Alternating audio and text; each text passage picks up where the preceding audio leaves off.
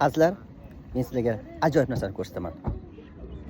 Sen yaratgan olamu inson go'zal, sen yuborgan Mustafa Qur'on go'zal, sen buyurgan har amal iymon go'zal, ruhlari ichra sunganing vijdon go'zal.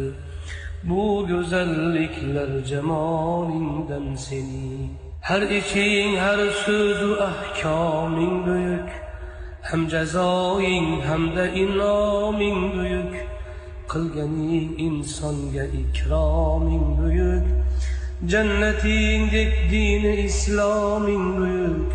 Bu buyukliklar jalolingdan sening.